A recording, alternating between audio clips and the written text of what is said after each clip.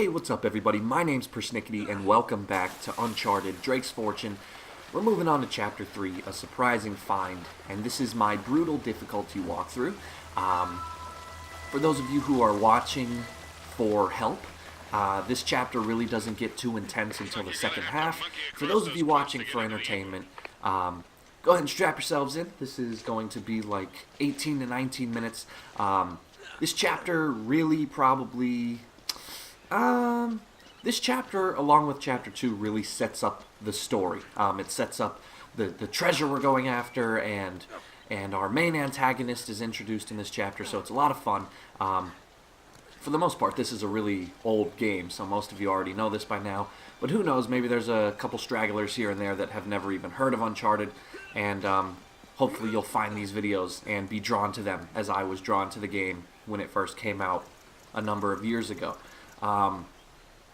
But yeah, so for those of you new to my channel, basically what I like to do is, with my commentary, when the game is tough, like during firefights or tricky sections, that's when I like to give helpful commentary and things like that. But for parts like this where you're kind of just doing some climbing and running around and not a whole lot of intense things are going on, that's when I like to just kind of do some entertaining commentary, and I treat my videos more like a podcast. Some people don't like it, some people do. Most people don't even watch my videos, so in the end it doesn't matter. But it's just something I do. Like, I started this channel because I just love video games, and I started this channel for a hobby, and to save time I made the switch to no commentary walkthroughs. And I just couldn't do that because it just felt boring for me. It took away all personality to my channel, and it made my hobby feel kind of pointless because I felt like I just wasn't really doing anything worthwhile when I don't do commentary. And so I know that, you know, some people prefer no commentary walkthroughs. I definitely know that once in a while I do. It really just depends on my mood. But yeah, so if you're looking for a no commentary walkthrough, chances are you won't find one on this channel. But you know, there's tons of channels on YouTube that will be able to offer such a thing. But yeah, so I don't talk during cutscenes, and during this first part of the chapter here, there are a few short little introductory cutscenes which set up the rest of the game. So here's one right now.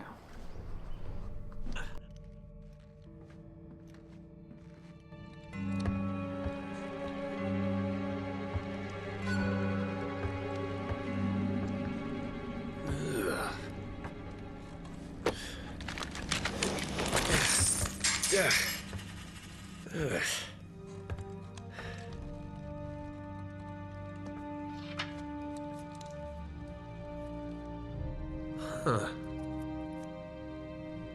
Now where'd you get this, my decomposing friend?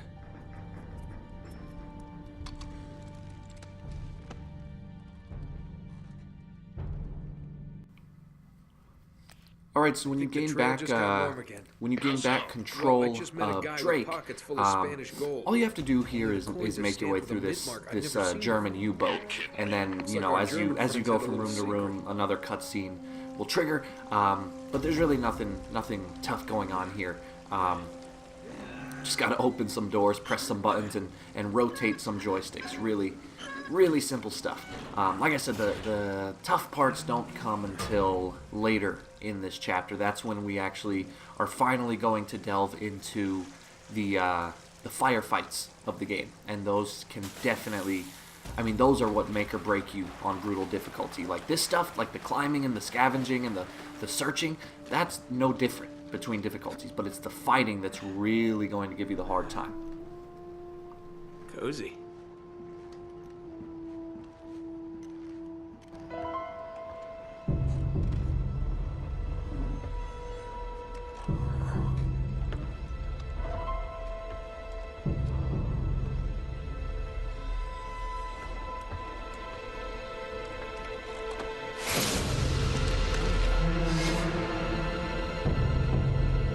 I'm in the captain's quarters. Get this, he's still here. What's that supposed to mean? Yeah, it looks like he was killed. Ripped to shreds, actually. Oof, what a way to go. Yeah, sounds terrible. Check his wallet. You're all hearts, Sully.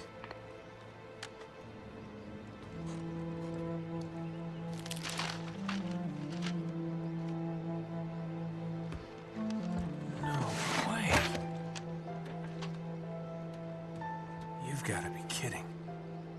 Find anything, kid?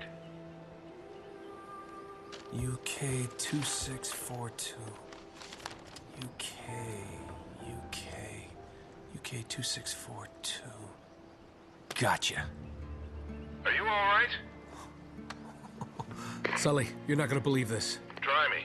I think I found our missing page. You're kidding. Looks like Drake and our German pals were after the same treasure. And I've got the map that's gonna lead us right to it. Nate, this better not be another wild goose chase. We've got to get something out of this trip or... Or what? Sully? You there? Sullivan?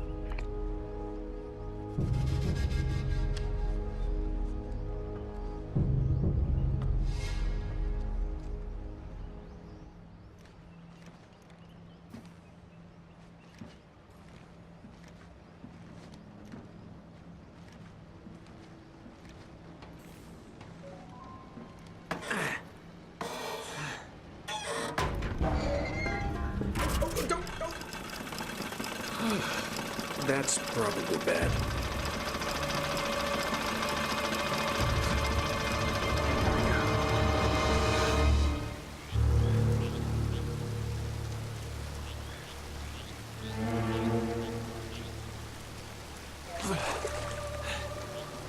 Hello.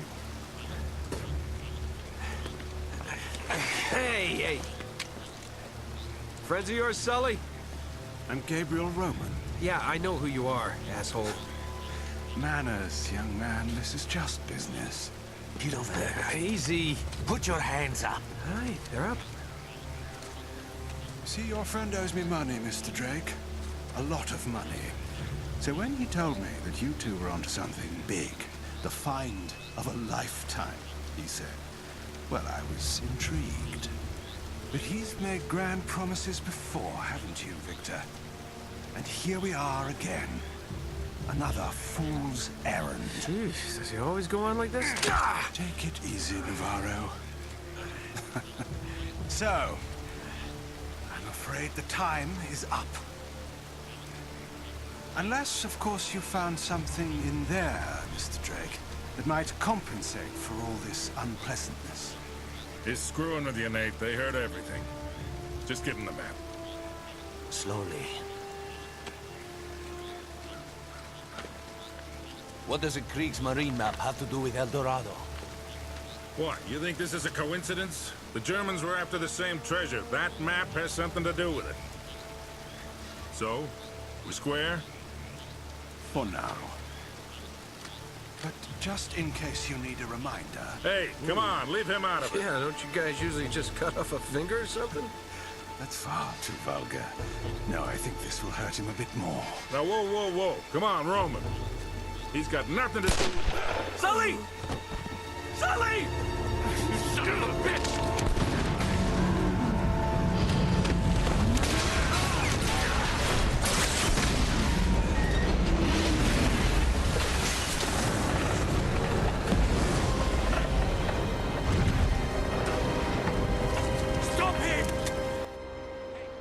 Alright, this part might take you a couple tries, but basically as soon as you gain control of Drake, make sure your thumb's down on that joystick and you better get running. Start punching this guy, keep running, and then a short cutscene, and then we'll get into the main bulk of the chapter. This part can be tough, might take a couple tries, but overall, not too difficult.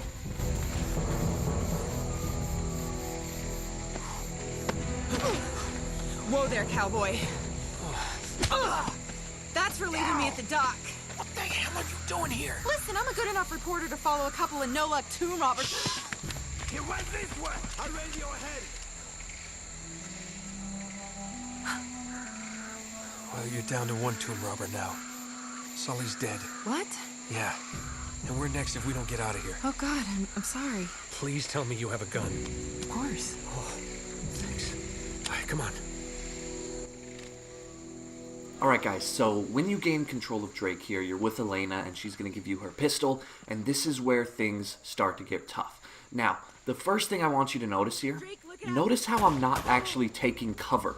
Notice how what I'm doing is I'm standing behind this wall, and all I'm doing is I'm rotating my camera angle so that I can get a shot off on these guys without them being able to shoot me. You can also go down and cover. That's okay, but if you do, you're going to want to kind of stick to blind firing. But for example, watch this right here. I see that there's a guy at the very end of this room. And he should run away, so you don't have to worry about fighting him.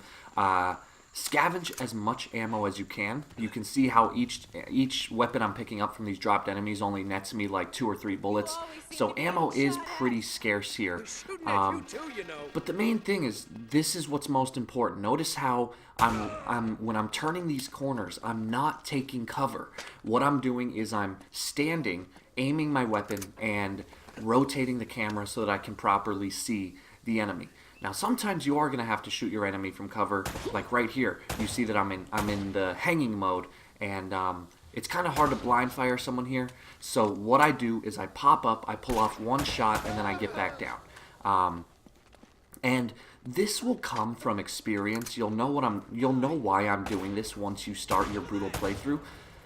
But the reason is, 1 or 2 bullets will kill you on this difficulty setting, and if you take cover, as the game mechanics suggest you do, when you aim, you automatically get drawn out of cover, and the enemies are just going to shoot you so fast that taking cover is, believe it or not, a bad idea on brutal difficulty. So the better idea is to do what I'm doing here.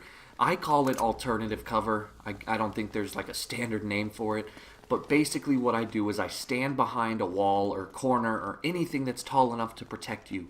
I aim my weapon, and then I use the right joystick to rotate the camera so that I can shoot the enemy. And what this does is that if you rotate the camera properly, you can shoot the enemies without them ever being able to shoot you. So you see right here, standing behind cover, this guy is over here. So what I'm going to do is rotate that camera, and you can see how theoretically, I'm like shooting through a wall. Like, you can see that the wall is in fact between the gun and the enemy, but because of how just the game is programmed, if you're rotating the camera as I am, the bullet won't be able to tell the difference, and as long as that reticle is focused on the enemy, the bullet will 95% of the time hit the target. So that's kind of the method of alternative cover. It is definitely a lifesaver on brutal difficulty. I'm not too sure how you would get by without it. I know it's possible, but actually I don't even know if it's possible. Trust me, brutal is just so tough. I know, like, when I was a kid, I would play games and I would always say, like, wow, what if they made a game that was so realistic you actually died in 1 or 2 hits? And then they made this, and then I said, wow, I should really be careful what I wish for, because this is tough. The only thing that makes this game unrealistic is that if you get shot, you can just kind of hide and then you'll automatically regain your health. If it was something along the lines of, like, you could only get shot once in each level without dying, then that would be that would be impossible. If you had to get through the whole level with only getting shot once or twice, I guess. But again, just use that alternative cover, rotate that camera, don't actually take cover, and you should be good to go. Another thing that you'll notice that I'm doing here is I'm not running up from cover to cover to get closer to these enemies, because, like I said on Brutal, these enemies are so fast and they shoot so incredibly accurately that if you try to move up, chances are you're going to get shot. You won't always get shot, but most of the time you will. And so usually what you're going to want to do is just stand really far back and pick the enemies off from a large distance. Now, downsides to this is obviously it's going to be harder to hit your target, so you might use up a little more ammo. It's definitely going to be harder to get headshots, and then so again there you're going to be using up more ammo going for chest shots. But the plus side is you'll be able to shoot the enemies without dying. Like, you know, like I said, if you try to move up, just keep your head down. These guys aren't if you try to messing move up, chances are they're going to be able to shoot you. Not all the time, but most of the time. And so typically the approach I take is I shoot the enemies from as far away as I possibly can. This chapter is tough because this is where the game really introduces you to the combat. Like in Chapter 1, we got to do some gun combat, but that was a little different because the game recognized that the game recognized that we were in a really tough spot because we were on that boat and we had nowhere to take cover or nowhere to move. And so the game automatically kind of readjusted the difficulty so that it wasn't as hard as it is in the rest of the game. And so this is the first kind of gunfight area where the game really says, welcome to Brutal. Now you'll notice that a little while ago the screen kind of jumped. That was like a quick little edit. You're going to be seeing that a lot in this walkthrough, and that's because anytime you see those little jumps, those are points where I died, and then I just recut the video back to the nearest checkpoint. Now what I'll try to do is I'll always try to point out when I died and when I make those little edits, in case by some chance they're so smooth that you can't even tell I made them. But basically with my channel, I always like my channel to be as transparent as possible, and what I mean by that is at the end of every walkthrough, I'll usually post something that I call a proof video, where I gather gameplay that proves that I beat the game on the difficulty I said I beat it on.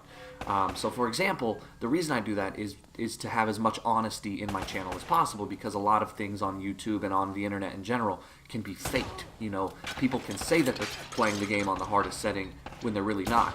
I don't know of anyone that does this. I'm not calling anyone out or anything. I'm just saying that it is a possibility, and it's one that I like to eliminate with my channel. And again, like 20 seconds ago, you'll notice that the screen cut again. That's because at this point, I got another checkpoint, but I ended up dying shortly afterwards. And so you'll see here how there's this staircase in the background, this dark, barely lit staircase. And what I did was I stayed all the way back here and picked off all 3 or 4 enemies from that great of a distance. Took a little longer, used up a little more ammo, but in the long run, it's the much safer approach that should get you through the game faster than if you were to try to run up as close as you can. Another reason you might not want to run up is because if you run up, when you get closer to the enemies, they'll try to find different ways to flank you and draw you out of cover. And like I said, if you're out of cover for 2 seconds on Brutal, you're going to die. And so staying back eliminates that possibility. Now this part is kind of tricky. When you get to the top of the stairs here, there's going to be 3 enemies you have to worry about. And if you rotate the camera, you can see one of them's kind of up in this top corner over here. And he's going to be the one that I go after first. So I'm going to just pop my head out of this doorway, take him out as quickly as I can, and then run back in here. Now there's going to be 2 more guys to worry about, but the good news is, once you take out that first guy, those 2 guys are going to start taking cover because they realize that they're in danger. Another key thing you can do during this game is pay attention to Elena. If you watch where Elena's shooting, that gives you an idea of where the enemy AI actually is. So this is a really good example of using the AI to your advantage. Elena is shooting in this general direction, so I know that that's where one of the enemies must be. So I aimed my weapon over there, picked him off, and now I'm going to venture outside and try to find the last guy. But it turns out Elena actually made herself useful and did the job for me. So there you go, guys. Thanks for watching. Like and subscribe if you get the chance, and I'll see you in the next video, Chapter 4, which is probably one of the most difficult videos in the game. You always been this popular? Well, I do seem to attract the scum of the earth. No offense. None taken. Do you have a good memory? Yeah, why? UK 2642. You got that? Yeah, what is it? It's Kriegsmarine coordinates. I think I know where the Spanish took El Dorado. El Dorado? The problem is, so that the bastards killed Sully. Damn it! If the Spanish found the treasure, they had to move it there, to that island. And Drake followed them. Well, what are we waiting for? I'll get the story, and you get whatever it is you're after. Come on. Hey, this isn't gonna be a vacation, you know. I can take care of myself. Besides, you owe me one. I suppose I do.